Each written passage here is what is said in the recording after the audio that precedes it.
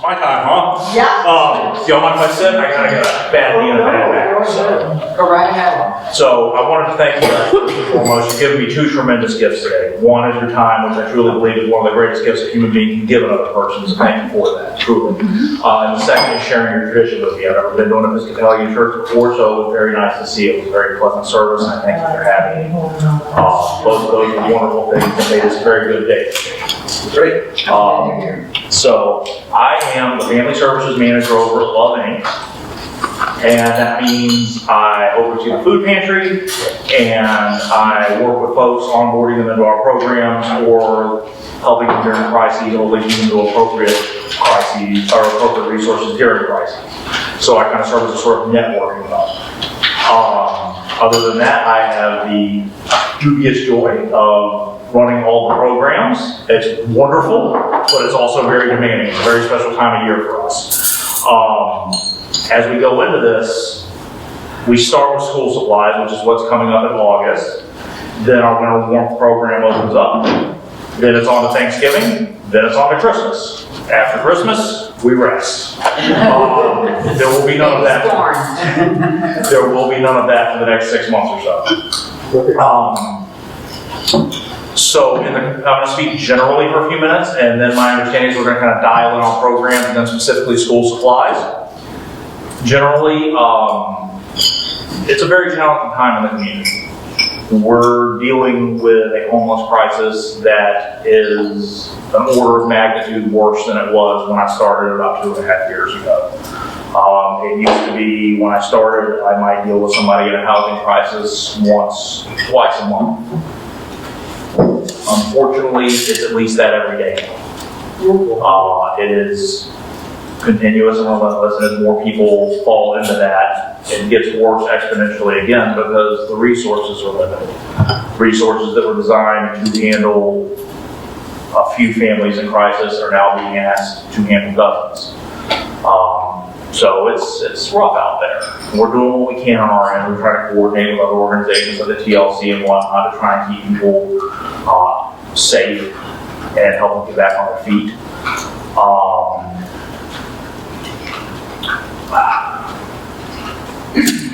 So there's that going on. It's a thing to be mindful of. It's kind of hidden here, but it's very present. Beyond that, though, is the good stuff, which is our program season. So school supplies is the simplest of our programs because it's pretty straightforward, right? The kids going into kindergarten, they need certain things. They need paper, trapper keeper, crayons, glue, backpack. Backpack's got to be able to accommodate a laptop. They all get a laptop now. My kids have laptops from school, which is impressive that they've only broken one of them so far. But where that comes in is we gather the resources. We receive donations from the community of either supplies or monetary donations. All those donations have been funneled into trying to get the best deals we can on the bulk supplies. And we see everyone from pre-K up into high school. And our distribution will be the week of August 5th, which in the way that works is very simple. You make an appointment for a day that week, you come on in, and we give you the school supplies for each one of your kids. Pretty straightforward, adds up real quick. We usually take care of an average of about 300 kids per school year. So it's substantial. And I would say going into Thanksgiving will, again, there's a lot of crossover here. You'll pick up the theme of the numbers about 300. We go into our Thanksgiving and we provide meals for about 300 families. And those meals are everything you would need, like 4 cans of green beans and all the fixings for the casserole, a 12-pound ham or 18-pound turkey. You literally just take it home and cook it. And then when we move into Christmas, we will sponsor an average of 150 to 200 families, where we will link them up with members of the community who want to take care of them, who want to find a less fortunate family and assist them through the holidays and make sure that their kids get a normal Christmas. I'm hoping that this will be another good year for us because as the families are struggling more, one of the most important things I personally feel we can do, being a father and a husband and having a family that's been through hard times, is to give the children as much normalcy as we can. If we keep the kids from noticing the stress cracks, from seeing that we're trying to figure out how to get school supplies, we're trying to figure out how to have a nice Thanksgiving. That's one of the best things you can do for the kids, is not let them know that any of this is even going on. And that's kind of my next 5 months, give or take. But I don't do a lot of presentations. What I like to do is just kind of give a crash course, a rundown, and then open for questions. Because what I found is if I sit here and I take up 45 minutes of your time ranting and raving, you will then ask a bunch of questions I never thought of anyways. So I'd like to let you guys direct the conversation. So firstly, what is your name? Christian Wilson. Oh, Christian Wilson. Yes. Now, so what I'm taking from this is it would be better for us to give you money because then you purchase the supplies. It would be better for you to do whatever works best for your community. Either which way we will make it work. If we receive a backpack with full school supplies in it, that is a wonderful gift. If we receive more, that is a wonderful gift. If we receive money, then we will use that as well. But it is whatever motivates you guys the most, whatever makes you feel the best about what you're doing and how you're doing what you're doing. Okay. Do you have a list of what should be in the backpack? I can have one emailed over first thing Monday morning. If you guys wanted to put backpacks together for various grades, we can give you a roster. You can do it that way. It's however you'd like to do it. Christopher, when you go purchase backpacks and all this stuff, do you have someplace you get a good break on? Or are you just walking over to Walmart? We are hunting per item every year. In other words, we will, like when we start going into July and we know we're getting ready for school supplies, we'll do the budget, figure out what we've got to work with. And some of the jobs will just involve prowling around, because sometimes Walmart has the best deal, sometimes Target does. So we will start prowling around, we'll start looking online, we'll start calling businesses we've dealt with in the past, see if they have good deals.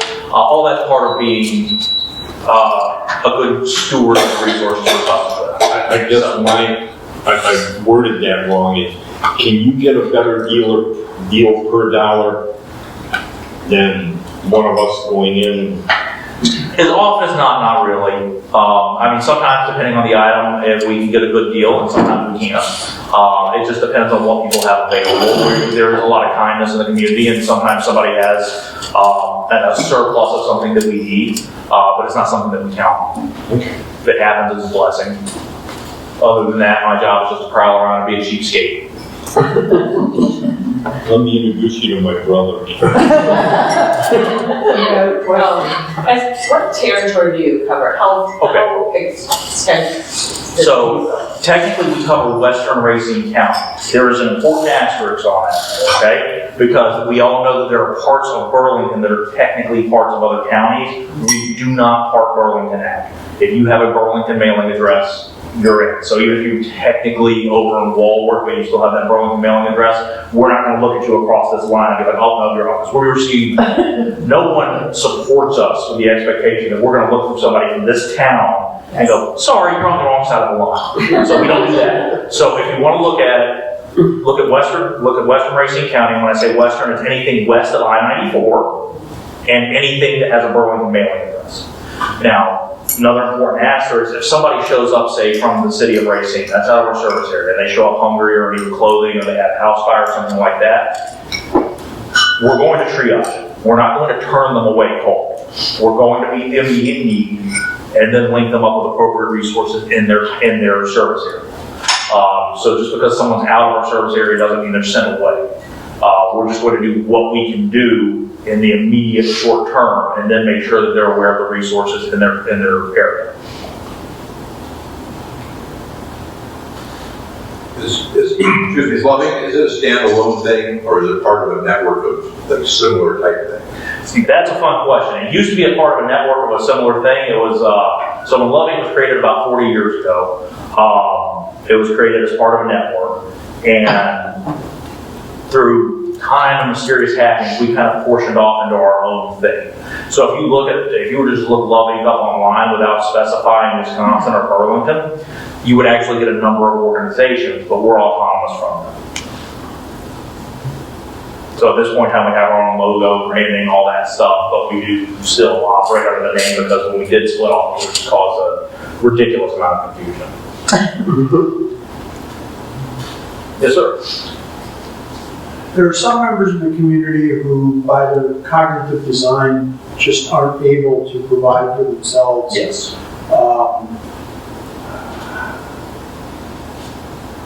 Not only how do you care for them, but how do you know where to draw the line as to what they can do and what you need to do? So most of the people that come to us in that capacity are going to have some sort of case manager, ideally. Of course, we don't live in an ideal world, but I'd say 3 times out of 4 they have a case manager, and that case manager is going to draw the lines. So they have someone kind of looking over. To that regard, we also have a number of folks that have challenges, as well as a lot of volunteer opportunities and whatnot. One of the coolest things you can do is just kind of cut somebody off in the community. It's just because you have whatever struggle it is you have, that doesn't mean that you don't want to contribute in some way. That doesn't mean you don't want to be seen as meaningful. That doesn't mean you don't want to be a part of it. So we allow that opportunity. But generally speaking, it's going to bear itself out over time as I get to know the person. And I'm trying to figure out how to answer this gentleman. Generally speaking, a boundary will be crossed at some point in time. Either they'll cross it, and it's something that a boundary normal person who was not heard or virgin would not cross, or I will unwittingly cross that boundary because I haven't picked up the cues and I haven't figured out that I'm dealing with somebody who has a particular need, so I'll come across that boundary that I didn't know existed, and then I'll figure it out really quick and adjust my course of future dealing. So it's kind of case by case, but there's not a particular level of physical or mental aptitude that you would expect from somebody to receive services, receive help, whatever the case may be. Although in some cases, one of the best things we can do at that point is to link them up with perhaps a county social worker, case manager, to get them the help and support they need. Which, it depends on what's going on. If somebody's having emotional issues and whatnot, we might be able to get them up with a therapist. If somebody's having cognitive issues, then we're starting to move into psychiatric or medical issues. That's certainly not something we're equipped to handle, but we are perfectly willing to try and help them get to the appropriate people. Do you find that there's good coordination in our area among the mental health professionals, the medical professionals, and the social service people?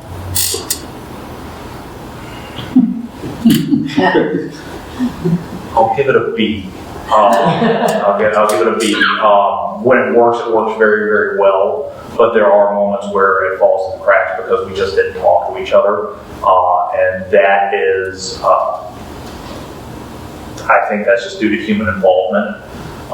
There's pride issues, there's ego issues, there's territoriality, all these things factor in, and it makes it a lot harder than it has to be. And I'm not sitting there, I'm not sitting there on my cloud looking down, judging it. I'm sure I'm difficult to work with at times, but when it works very, very well. Most of the time, I would say that it's these small private organizations where we're able to work with each other, talk to each other because we have each other's cell phone numbers. We just pick up the phone and make a call. The TLC can just call and say, hey, we've got this going on, can you help? Or I can call them, vice versa. Or the sharing centers over in Kenosha County. We do not have an overlap footprint at all, but we can contact each other to say, hey, got a situation, it's out of my service area, can I send them over to you? And sometimes it's as simple as, hey, we've got an extra pallet of produce and I don't want it to go bad, can we go in the van and bring it to you, or vice versa? Probably the greatest end of the food pantry loses food waste. There's entirely too many people that need food for us to be throwing it away. So anytime we have food waste, I think that's a pretty tremendous failure on our part. Yeah. You think if you saw us throwing away 2 or 3 cans of green beans, you think it was a funeral. Quick question. Phil and I have donated to various charities over the years, and a couple of times we found out that if you give $100, the 75% of that is overhead. 75% of the what? Overhead. And so we stopped giving, Administrative. you know, like, Administrative costs. American Red Cross, that kind of thing. Right. So, do you have any kind of numbers for loving? Yes. Assuming it's So- much lower. I want to double check before I quote this year. I can quote for sure what it was when I started, because when I interviewed for the position, I went and looked it up. When I looked it up, it was 97 cents out of every dollar made it to a client, made it to a program. So it should be around there. We get audited annually, and they go through with fine tooth comb and, double check our spending and double check our math. And one of the things we pride ourselves on is the amount of money that makes it per dollar to the client. Like, for example, if you, are you all familiar with our thrift stores? Mm-hmm. Okay, so the thrift stores raise money for the food pantries, programs, etc., right? That's what they're for. By the same token, if someone's our client, they don't have to buy things there. That's something not a lot of people know. If someone's our client and they're experiencing hardship, we're not going to go ask them to spend money so we can raise money to help them. That would be inefficient. Yes. So we're just going to give them the clothing. Kids can get a clothing voucher 3 times a year, adults twice, because kids grow and the seasons change quickly here. So the clothes I give a kid 3 months ago just may be useless in 3 months, right? The vouchers are very generous. It's like 5 pairs of pants, 5 shirts, 2 pairs of footwear, all the way down the list. So not a lot of people know that. So while we are raising money there, if somebody needs the furniture or needs the clothing, well, we're just going to give it to them. I think though, that we have to understand that there are people who make all this happen and they have to be paid, and that's part of the overhead. So unless it's an unnatural balance where 50% is going to overhead and only 50% to service, but I don't think that it's fair to say overhead isn't an important part of what we do. Well, it is. It has to be. At a certain point, when you start looking at family services, for example, you do want a professional there. And I am an employee, so I am part of the overhead. All that said, I can read a profit and loss statement, I can make good financial decisions, and at a certain point, you're getting a cost benefit from having me there because I can look through and see what's inefficient, what's efficient, what's helping, what's not helping, and do those kind of things. I would say we probably have 5 or 6 volunteers for every employee, 5 or 6 regular volunteers, and it's the volunteers that keep us so efficient. It's not me. I can go through and I can save a couple $100 here, $1,000 there, and the scale at which we operate, that's trifling. It's the volunteers, it's the time the community gives us, the way they come in and when we get ready for Christmas, it's not me going out there and setting up Christmas, it's me and perhaps a dozen or more people that are giving their time freely to help me get all this done, because if it was up to me and my bad back, we'd be ready for Christmas probably sometime next May. So that's kind of the volunteers are what allow us to be so efficient. Yes, sir. Speaking of volunteers, I only really kind of ever do these kind of things like when it's involved in my church, because we used to do a lot of stuff with loving and stuff like Bridge Church when I went there. Yes. But I go here now. How do I what kind of volunteer programs are there? They're just. I'm glad you asked. So, this is a list of the types of volunteer contributions we do that are regular. We have the food pantry, clothing and home goods, our adoptive family, Thanksgiving baskets, Christmas meals, our winter work program, our medical equipment. That's another thing that we do is we have our medical supply closet, which I neglected to mention. We give donations of walkers, canes, wheelchairs, all those sorts of things, and a lot of our programs like that and winter work require you don't have to get climbed. You have to show up and need a wheelchair. Those are the criteria. And at that point in time, we will just give it to you. Our meal site every Monday and Wednesday. Third-party events such as the Tri-County Riders and whatnot do a toy run for us. And all that's to say that we have an expert volunteer coordinator. Her name's Amanda, and she can answer the questions much better than I can. And coincidentally enough, I do have her information right here for you. Luckily, Aiden, we're able to move right ahead.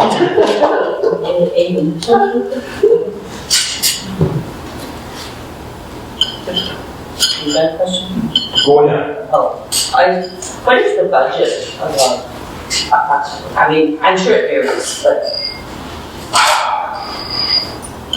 All right, so I have my slice of the pie, which is what I really see.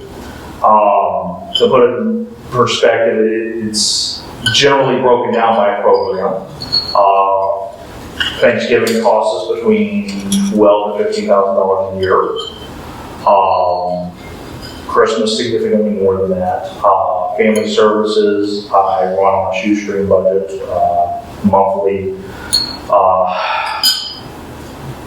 I'm not sure how much I should really get into the numbers online, but it's just kind of an example. The Thanksgiving program it costs us about $12,000 to $15,000 a year to provide those meals for the 300 or so families that will sign up for them. And we can kind of extrapolate from there, in other people's departments, I don't know, but if they're running at a similar level of cost and efficiency, it'd be up there. I'm not trying to be super duper evasive, I just have my slice of the profit and loss, and that's what I can really speak of without just going off script and being really rogue and probably wrong.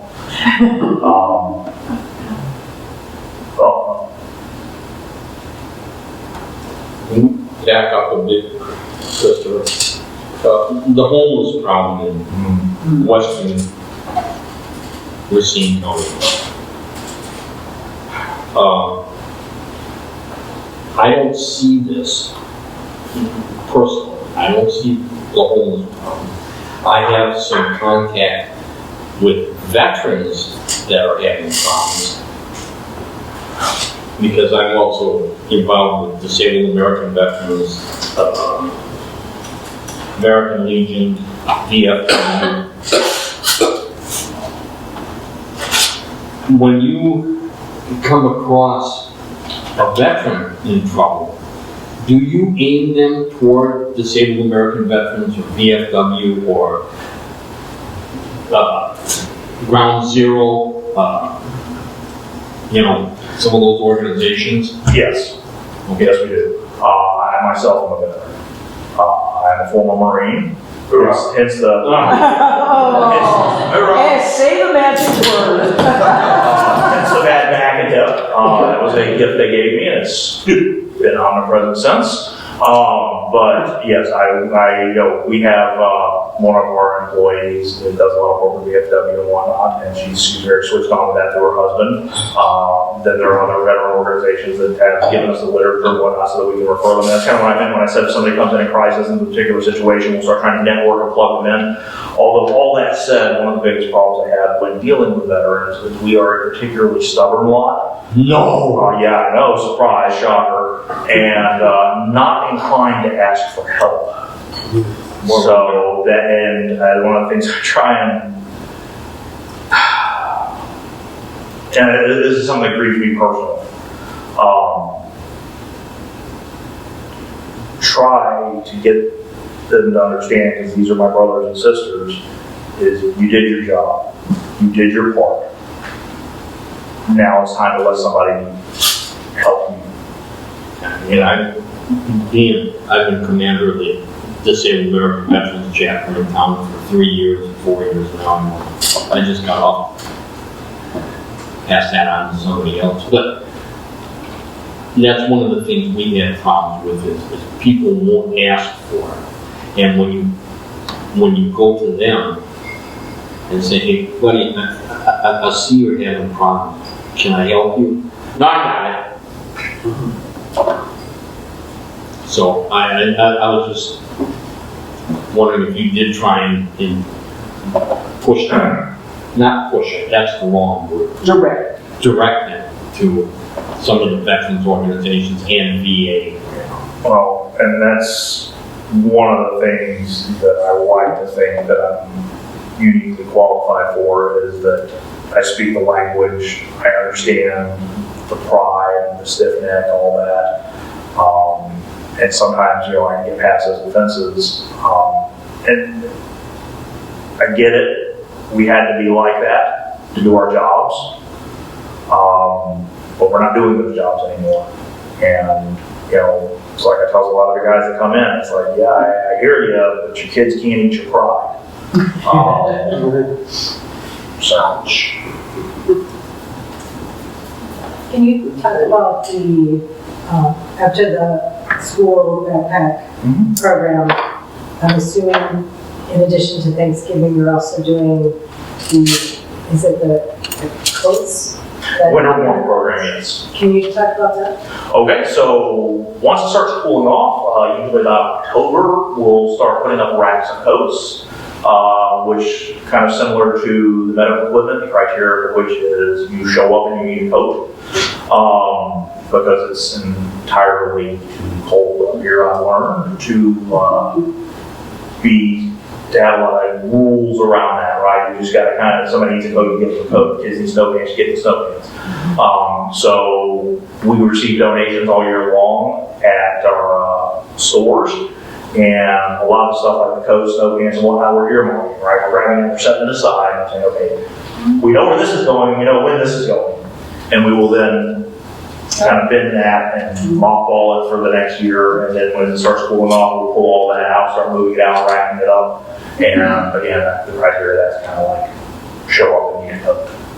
So do you take donations of coats and snow pants along with money? Absolutely. Okay. You know, if someone gave us money for winter warmth, that'd be welcome. We would go and we would have the best deal we could on snow pants and whatnot. Usually snow pants are where the expenditures are going to happen. Snow pants and snow shoes, snow boots for kids. We get a lot of coats and we get them in, you know, various sizes, and that's really not too much of a struggle for us. The struggle turns into the snow pants for kids because they're supposed to have them for school so they can go play outside and whatnot. And then there we run up into more people needing it than we're routinely getting. Hats and gloves? Always. We do get a pretty good supply of them. Oh. It is particularly the snow boots and the snow pants that I've seen that are really rough. All these things are welcome, of course, and they'll find a good home one way or another, but it's the snow pants and the snow boots where I see, you know, a serious increase in demand over what we can actually get a hold of. For the Thanksgiving meals, do you have to sign up for that? Yes, you sign up for that. Do you have to meet a criteria? Okay, so they would need to be a client, which is we're very generous with what we require for our clients, okay? To put it in perspective, a lot of programs are going to qualify, pretty much everything's going to qualify off of what they call FPL or federal poverty, right? And that is what the federal government, that is the number that the federal government sets. And if you make that amount of money, then you're poor. And if you make more than that, then you're not poor. And it absolutely does not work that way. In the real world, it just doesn't work that way. So you go from program to program, organization to organization, and you'll see that everyone's conceded some ground on that. For example, maybe they say, okay, well, we'll accept 130% of federal poverty level, or we'll accept 150%. Our limit is 200% of federal poverty. So if you make less than 200% of federal poverty level, we'll sign you up for all our services. That's our cutoff, and that is, I should have brought the chart, I guess, but you know, it's for a family of, to put it in perspective, for a family of 4, that would be about $4,500 a month or less. And if you're, you know, to qualify for our services, which compared to most programs is pretty generous. That allows you to have a decent standard of living. So what we're trying to do there is capture what they call ALICE families. So ALICE families, it's asset limited, income constrained, and I forgot the E, but I'll come back to you on it. But you get the idea. What you're looking at is what you would more colloquially call the working poor. These are people who that both parents work. They're making okay enough money. So what happens is you've got food share, you've got Medicaid, you've got all these things. You're doing okay. You're struggling, but you've got all your needs met.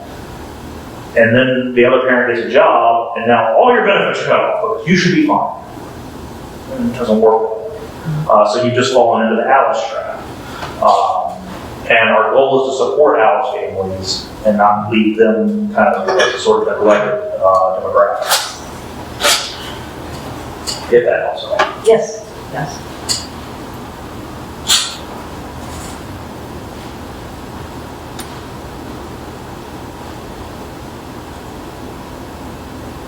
Thank you. Any other questions? Very informative. Yeah, that's covered, I appreciate it. Yes. No, thank you for having me. The hospitality has been wonderful. You made me feel very welcome, and it means a lot. Thank you. All right. It's pretty good to If go. you might take some flyers before, I'll let you Yes.